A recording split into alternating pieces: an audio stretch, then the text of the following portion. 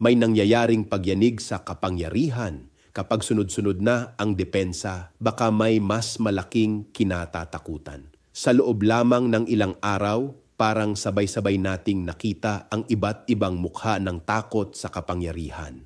May mga kaalyado ni dating Pangulong Rodrigo Duterte na nagsasabing political persecution lang ang lahat. Si Senator Ronald Bato de la Rosa ay nasangkot sa usapin ng pagtakas at pagkawala mula sa Senate custody at itinuring ng pugante ng Department of Justice. Si Senate President Alan Peter Cayetano na may buong kumpiyansang nagsasabing buo pa rin ang kanilang Solid 13 habang sina Rodante Marcoleta at Camille Villar ay nagbabala na ang sinumang kakalas sa kanilang hanay at sasama sa kabilang kampo ay magiging mas hudas.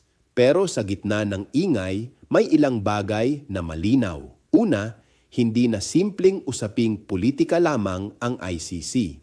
Nang sabihin mismo ng Malacanang na dapat agad ipatupad ang mga susunod pang warrants kaugnay ng war on drugs, tila may ipinapakitang direksyon ang Estado. Hindi lang isa ang maaaring habulin ng proseso ng hustisya. Ikalawa, habang lumalalim ang usapin ng pananagutan, mas nagiging magulo ang loob ng Senado.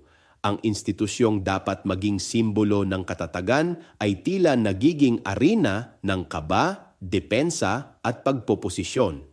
Kapag masyadong maingay ang mga paliwanag, minsan doon mo maririnig ang tunay na takot. Ikatlo, mahalagang pakinggan ang babala ni Supreme Court Associate Justice Alfredo Benjamin Cagioa nang sabihin niyang hindi dapat gawing politically convenient doormat ang Korte Suprema para sa mga inaakusahan ng malawakang pagpatay. Malinaw ang mensahe.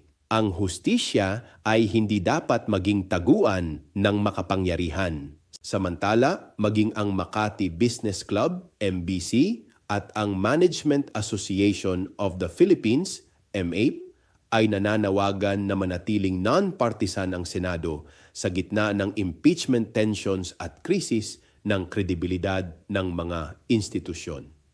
At habang nangyayari ang lahat ng ito, may mga taga-suporta pa ring handang ipaglaban ang personalidad kahit ano pa ang lumabas na tanong o ebidensya. Kapag lahat na lang ay tinatawag na political attack, unti-unting nawawala ang mismong kahulugan ng accountability. Sa totoo lang, hindi lang ito laban ng DDS at anti-DDS.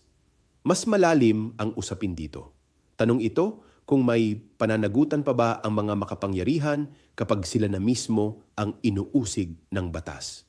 Tanong ito kung ang Senado, Korte Suprema, DOJ, NBI at iba pang institusyon ba ng bansa ay mananatiling tapat sa hustisya o magiging panangga ng impluwensya.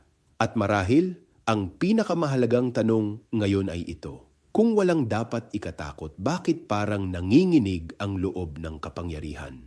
Ako si Bishop Tonyo, obispong migrante sa Europa at ito ang Damdaming Makabayan, tinig mula sa laylayan. Hanggang sa muli!